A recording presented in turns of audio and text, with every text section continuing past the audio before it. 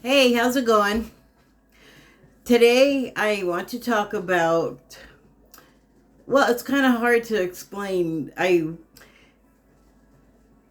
started off I was writing some notes for Waco the aftermath because I want to do a video on that show, and I just let it flow when I'm writing like that, and all this other stuff came out, and I was on the 10th page and I was like, wait a minute, none of this has to do with Waco anymore. So, what I ended up writing about was trans hate, basically. And as a tie-in, I'm always trying to sort of self-purge any kind of low vibrational sort of energy that I have, and to the best of my ability. And then also just being open to, let's call it, older stuff that I don't have easy access to, that I'm also still purging unconsciously. So yesterday, oh, okay, wait, I almost screwed myself up. So the next thing that I came to was about, you know, like hating people or not, or just like how you get along with people. And there's so much you can gain from it, even if it's like a bad experience. Either way, you're going to gain something useful, at some later date probably, but it'll still come in useful. So, I'm not going to specify exactly what I'm working on right now because, to be honest, it's kind of embarrassing. It's like a racial thing, and my race, well, my outward race, and it's something that I know other people have this same thing, other people that are also black and also just like everybody else, because it's a thing that, well, anyway, I said I wasn't going to specify that because none of your business. But it got me thinking about, for some reason, I have my notes here, but I'm just not sure where the change happened from where I was talking about Waco to talking about everything else. But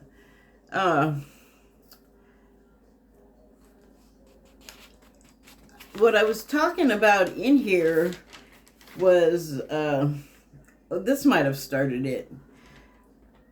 I sort of started thinking about the dynamic between the federal LEOs, law enforcement organizations, yeah, and the suspicion that we have, and often rightfully so, and then trying to reconcile that. I'm thinking of the FBI right now, and so trying to reconcile what I said before with the fact that they, find people that are kidnapped. The state might not be alive when they find them, but that's helpful to the family. And they catch the kidnappers sometimes, and they, are the ones that come in when a bank is robbed federally. And, they do good things. Oh, yeah, now I remember. So here's where it turned. So the FBI, when it first started, it was sort of like imagined and all of the detail filled in by its first head, J. Edgar Hoover, who was a interesting person, very much hateful, I would have to say. Like, he really had very little good to say about a lot of different people across the board. His problem with MLK is historical. Everybody kind of knows that he really went in after him, and the veracity of the stuff he was saying, I'm not so sure about all the time. But other things he said, like the affairs, I he wasn't perfect. He was human, and he had, full fallibility. So I know that, well, the FBI likes to drum up information and present it to the public as if it's the case and the whole story, and often it's not. So back to J. Edgar Hoover, though, and the trans hate. It is interesting to me that it is such a well-known rumor that I think there must be truth to it, because behind closed doors, and really anywhere else if you don't have a problem, drag is not a big deal to most people. And I just think it's interesting that the trans hate thing that's going on right now, where we're basically relitigating civil rights we've already gone through like every time some new person that becomes the minority, we got to go back to the drawing board at the court for the same thing to be ruled again and again. It's like, that seems dumb. That seems like a waste of time. I hear there's a backlog in the courts. Maybe they stop repeating the same crap. They clear some space on the docket for newer cases. Anyway, but as a result of J. Edgar Hoover's sort of personality, which was, I guess, like, there's a lot of racists. Like, he was a racist, I guess. And weird, because he's also, like, rumored in some areas to have been passing as white. Look up passing as white if you don't know what that means. But we see over and over that people will turn on their own race for whatever reasons, and it's not easily understood or well understood, because the reasons for it are underlying and out of sight. They're like in the person's head, and they could also have unfinished business from a prior lifetime, and they're also like clearing the books on that while they're here, and that can manifest in a lot of ways, not always pleasant. So anyway, he sort of, like, it was hard to be a woman or a person of color until fairly recently in the existence of the FBI. And like I said, they're like they got their darkness and they got their light. And I think that if J. Edgar Hoover was alive, even though he probably was mincing around in women's clothes at home or in a club somewhere, he would just still be out there tearing down other people that are in drag for, like, maybe they're not drag, maybe they're trans and they're just a female that wasn't born with female anatomy. I don't know how people can think they know better than God to have made this person come out the way they did. Like, maybe God wanted them to have this life of persecution and difficulty and bring light, God's light to the situation, and just kill them with kindness back. It's kind of all about settling a balance, I think, our lifetimes. Now I'm getting kind of far afield from what I was saying, but you kind of get my feeling about the FBI by now, I hope. So, I'm just going to read here. As soon as I pick the right spot. Oh, okay.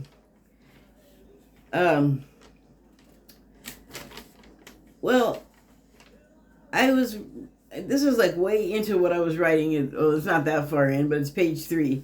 And I'm just going to start at a paragraph. I'm not sure about the reporting. I'm not sure the reporting I went with felt... I'm not sure about the reporting I went with. It felt unclear. The hickey part being he drove a large... Okay, that's not even going to make sense. But it does have to do with the FBI being hinky. Recently, an infiltrator, which they're notorious for doing in all kinds of groups with more than like 3 people, they freak out if they think there's any kind of group organization happening. It's like so weird. They're the big giant government, and they think that some people, some civilians, talking about subjects that they are threatened by and bringing more people into the conversation, i.e., more bodies to the congregation of people, to the group, then that freaks them out. And it comes across as fear to me. Like, what are you afraid of? You have all the power and all the people. You're worried about 10 people. And so, but what they do is they'll go into all kinds of groups. And I'm shaking my head because I'm thinking about how they talk about white supremacist groups being so dangerous, or domestic terrorists. And they have, there's movies about like white supremacist groups being infiltrated by the FBI. And sometimes we hear about busts, and sometimes we don't hear stuff at all. So in this case, I don't know, it's just kind of weird. Like, please let us know what's happening with these people, because some of us have reason to feel a threat from people like that. So, they sent in recently, like, I guess within the past 5 years, I'll say, a man to infiltrate Black Lives Matter. And this guy, I think, was not an agent. I think he was like a contracted informant, a snitch, basically, a spy. And so he went in, and the reporting that I saw talks about a whole bunch of stuff, but what really got me was the guy went in to do what I feel like the FBI often does, which is to, by any means necessary, fracture that group, break it into pieces, fragment it so it can't operate and do whatever the hell they're afraid they're doing. So, of course, there's all this propaganda about BLM being this violent organization. Them and Antifa are supposed to be burning down towns, and they're so violent. This guy, what happened when he infiltrated the Black Lives Matter, he kept trying to get people to go do violent actions with him and get guns and like just dreaming up all this stuff. And they're like, no, that's not really what we're doing here. And they, I guess, kept trying to explain this to him, and he just was getting nothing. So the article was talking about how if he's a paid informant, if he's in there mucking around and he's not coming out with any information, he's not going to keep getting paid. He's not going to keep having the job. So rather than just let that happen, because sometimes that's what happens in life, the good things come to an end and you got to get a new job or whatever it is. But rather than just letting things fall the way they naturally would, this guy's in there trying to make people do violent things, trying to get them to say. It was like the lamest entrapment ever. So I don't know if he went back to the FBI empty-handed and they dreamed this up together, or if he dreamed it up and they sanctioned it, but he basically entrapped one guy out of 2 that would even talk to him about this to go buy him a gun. But the thing is, the other thing the article talks about is this guy in his fake persona has this sort of flashy silver hearse that he drives. And the way they describe it, it's packed in the rear section where a coffin would be, floor to ceiling with guns. And nobody that he was associating with in the group, it didn't sound like they knew about it.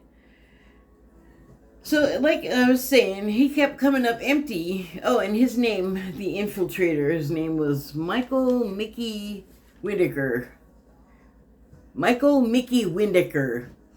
And the person who just was kind of like, fine, I'll do it. Because Windecker, I guess, was supposed to be on probation, or he was on probation. Like, the reporting was it was not, I don't know, it kind of had holes or something. But if they thought he was a felon, then they would know, excuse me, they couldn't buy a gun. And I hate to say it but it's probably true. But I think they would know because I know way more than I should about being in jail and people in jail and dealing with people in jail. Not that I've been, but I've got family and friends. Like, I know a little bit about it.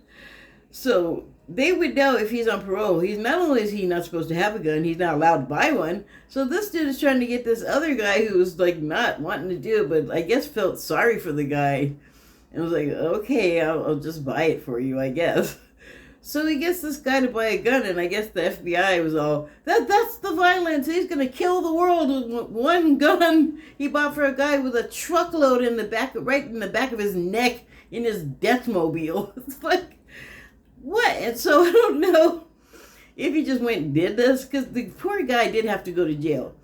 And the reporting I was looking at talked about how when it all came down to being taken apart and examined by the court, they had no case.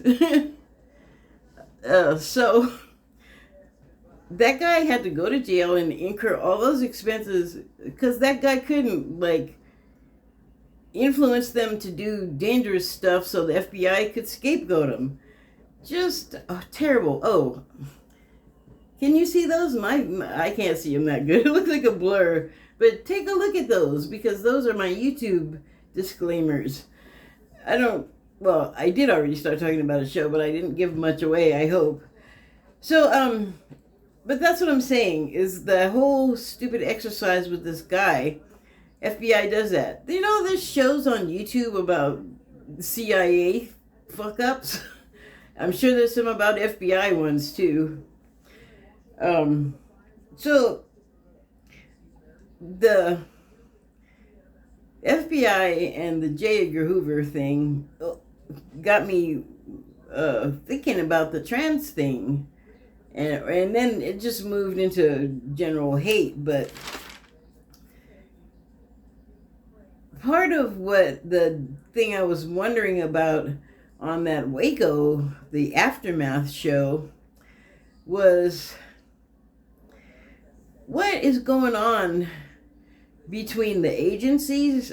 Like, I know they're portrayed as being rivals, and it seems kind of stupid and played up on television or in movies. Like, I would hope that they could interact better than that, but I know that from years of life and reading about it, that they likely are rivals and do really dumb stuff for dumb reasons, competitive reasons, when they should be, like, attending to solving a crime. That's what they're supposed to be there for. That's my understanding. So there's that dynamic that I saw in the show where one agency is hiding stuff from the other, and one's locking them out of certain parts of the investigation. Then that person has to go and do their own investigation, and if the twain meet, good. If they don't, oh well, I guess. I don't know. And so that's going on at, like, a Waco situation. And then I was wondering, what is the deal with the people that are upset about Waco, Ruby Ridge, Oklahoma City? First of all, what are you mad at exactly? Like, every time I hear it's some thing that just doesn't hold water. Like, Timothy McVeigh was so mad at the government, and I don't even remember what it was, and I've even looked at it recently because it still boggles my mind that this guy, the thing that he was upset about with the government, don't take it to the government, just blow up a place where the government is, but then there's a whole bunch of people that have nothing to do with your thing, like these mass shootings. People get mad at, like, one person, and they're out there killing every person of the gender, or just the reasons that these things happen are not they're not, the thinking is not linear to me. The thinking is like closed gapped. Is that what you call them? Those computers that are locked out from the internet. And I definitely understand about like the people getting killed at Waco and like Ruby Ridge and Oklahoma City. Although those were not McVeigh's people, so to speak. They weren't part of his sort of white angry gang. But there is like the character that Michael Shannon plays even says it in one of the episodes that there's an undercurrent of rage in this country. And it's like, no shit, dude. Ask the races. Ask the marginalized. Ask yourself. Open your eyes and see what the world is doing outside of your closed gap life. So, but I wonder about those people that are so mad at the government. It's like, why not, like, fix it a real way and, like, become part of the government, you know? And I don't mean, like, go in and undermine things. If you're going in there and you feel like you have a beef or something is wrong, then try to fix that. Don't, like, take your problems out on people. That is not good. So,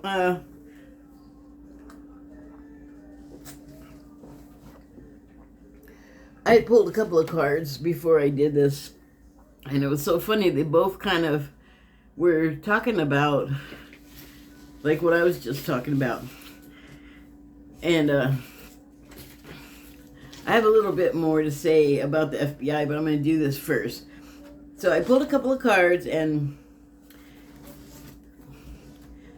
this was the first one I pulled, Will-O-the-Wisp. And it says on the card, treasures hidden in the shadows.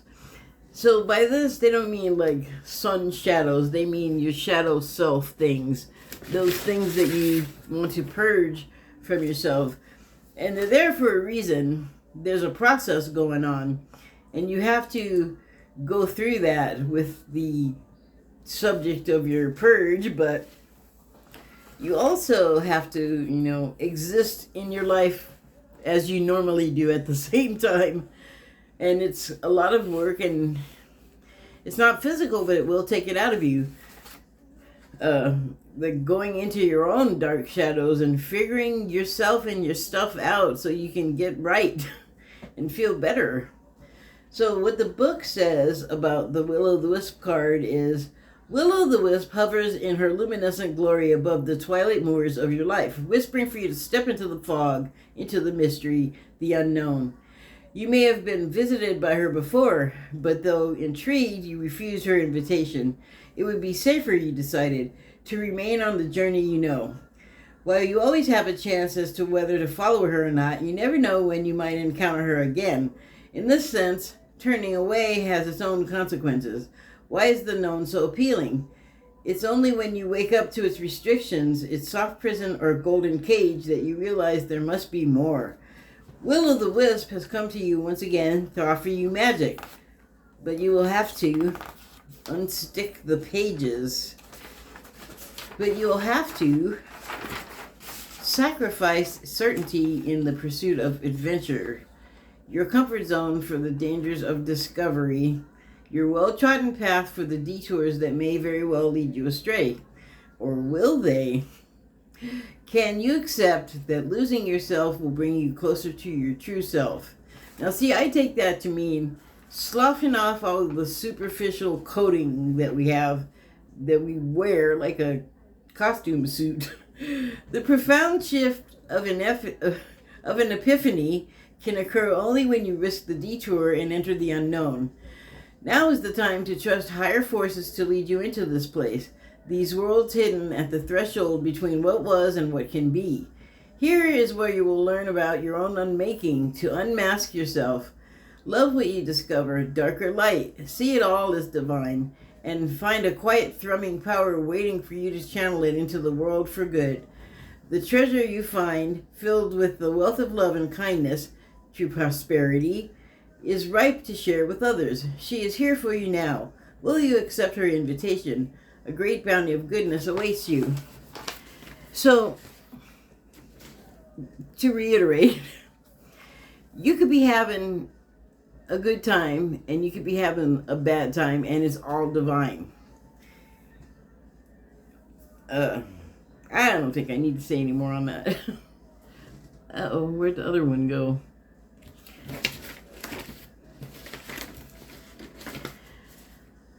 Okay, well,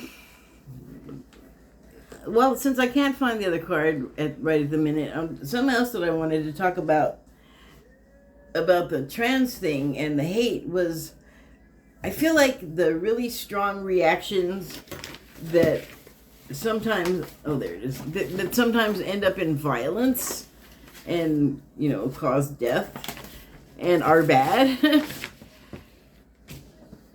are all part of the whole tapestry of our existence. And so it sounds crazy, but it would be easier to just accept the fact that without no dark, there's no light. Without light, that's bad. I'm not even saying that right. Without, just think of the poles. Like, without one extreme one way, you don't have anything for the other extreme to do. That's what I meant about the light. The light, if there's no darkness, then the light has plenty to do, but there's no light to illuminate. But every day, there's a dark period and there's a light period. It's this polarity we cannot, change. So, if you can't beat it, join it, Here's some thoughts I was having about the hate of the people that hate the trans people. And I gotta specify, not any kind of accredited anything. I'm not a doctor. I'm just a student of life, and I've read a lot of psychological stuff, trying to better understand people's motivations and acts. So these things make sense to me. I think the extreme anger is because these people, let me see if I can find it.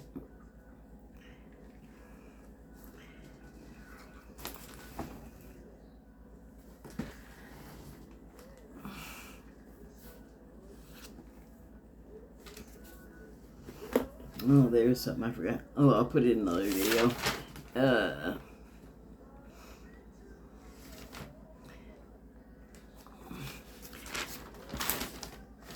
I had written it so well, like I don't want to just say it. Okay, here we go.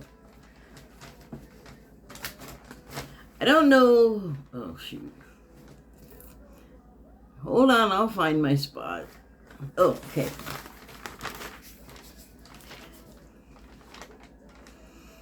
I forgot to make paragraphs.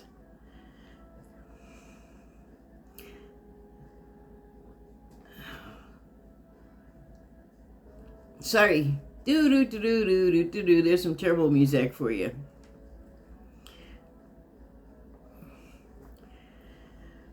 Okay.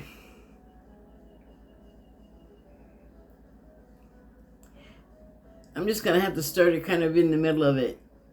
It doesn't, and I really think that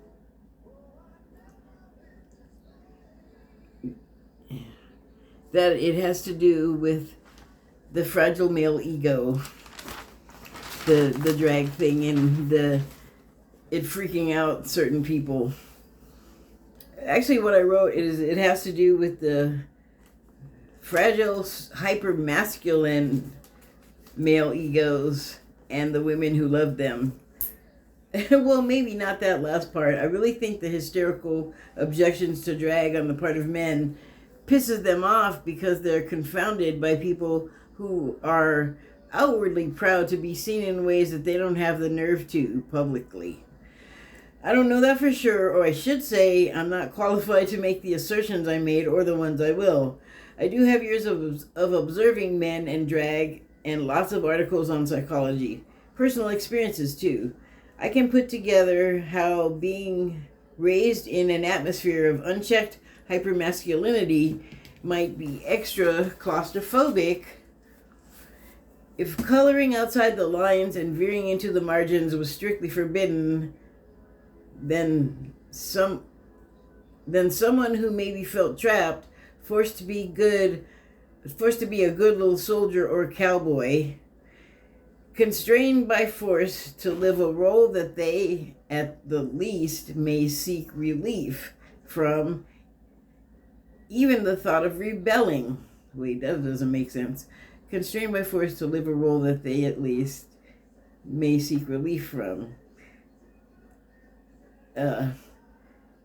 Including the thought of rebelling. There we go.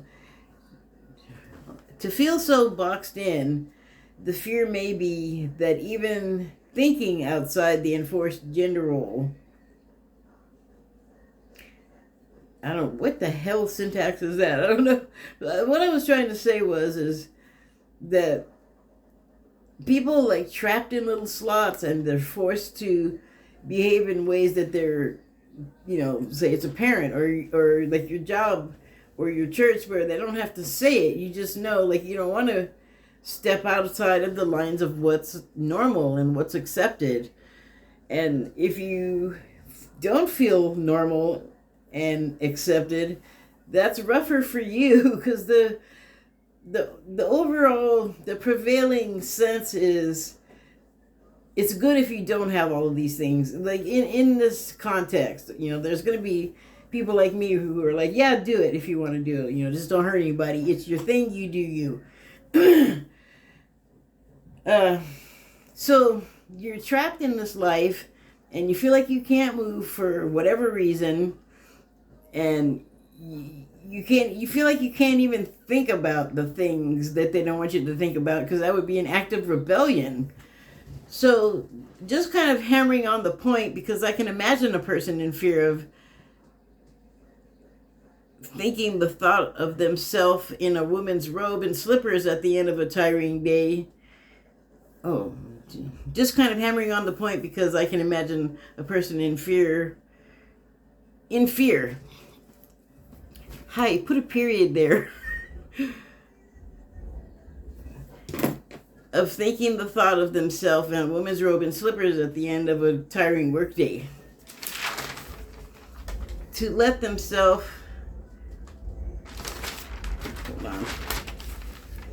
to let the self to let the self full of tension fall away and fall into the airy, unbinding floatiness of a silky kimono. All trace of regular life dissipated away. Being in fear of the thought,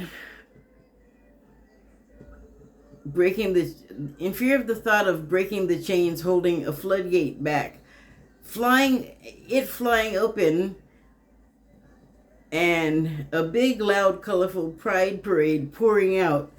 Not that the person is all or any part of that extreme difference, but simply are curious and just wanting to try stuff on in their mind. And can you imagine not feeling free enough to just think like, man, that robe looks so soft and comfortable, and it's hot and it's light, and my feet are trapped in man's leather boots and shoes all day, and some nice soft slippers would feel nice. And what's so wrong with that? Like, seriously. I have talked about this before. I know that when I came home from work, and my mom and my aunts and all of my friends, when we walk in the door, pretty much the first thing you do is take off your bra, take off your shoes, and go, ah! And it's not quite as heavy as what I was talking about for a person hiding curiosity in a place where don't you dare be curious or be banished or worse. I mean, I can kind of relate. So, the other card I pulled was Me Talks. And it says, repairing the body, mind, and spirit. When the Me Talks card appears, it challenges you to discard the deep, dearly held judgments that you have passed over yourself or that others have passed on you, like I just talked about you, that you've passed over yourself and others. Release the people who you feel wronged or offended you. Recognize that they mirror the shadow aspects, more shadows. Recognize that they mirror the shadow aspects of your own soul. Yet it is a tough pill to swallow. Only then can you cull from your life the toxic people you have allowed into your inner circle. It's time for a clearing or a cleaning of your proverbial house. Get rid of the thoughts and personal judgments poisoning your mind. Eliminate the inauthentic beliefs of others you've adopted as your own. Do so before your mind makes you sick. And empty your literal cupboards of unhealthy junk food poisoning your body. Fast for one day or skip a meal to allow your body to cleanse itself and rid itself of toxins. Me Talks appears as a warning that you can no longer postpone the self-care and pampering you long for. That robe and slippers, man. The time is now. Do healthy maintenance on your body before you have to make repairs that you will never recover from. So I find some way to unleash the curiosity and relieve yourself of some tension. It can be the tiniest thing, but the tiniest thing, if you're feeling like that, could feel like the hugest banquet. Do healthy maintenance on your body before you have to make repairs that you will never recover from, like not switching off the shit that tells you that you can't be curious and that you're wrong if you are. Me Talks has come to caution you that it is not too late, but you are at the 11th hour. Do not deprive yourself of the health you deserve. So it's healthy to feel like yourself, to feel how you feel is the right way for you to feel and be. Okay. These are, oh, okay. Sorry I have all these pages. I got the booklet, but it was I've already talked about this. It was a JPEG, so I had it printed out, and this is how it looks. I have, it's over 100 pages, and yeah, they're all in the corner of the paper, so I haven't dealt with that yet. I plan to. Okay, now my usual. Okay. Got my papers in order. Oh, what am I still doing? I don't know. I guess I want to talk a little bit more about the polar thing and the good and the bad. That's a perception, but the thing is like I said, if we can be here and accept the good as well as the bad as part of the whole, I think when we try to separate like the bad from the good, like there's not going to be ever any only good. There's always going to be a contrast. And those occur because we need them. We make them happen. They lift us to new levels. They change our thinking, our minds. They introduce us to new concepts that open more doors. And yeah, it's like a whole spiral of a spiral. a Mandelbrot set just breeding away. Well, I hope that was comprehensible. That's all you're getting. Thank you and good night.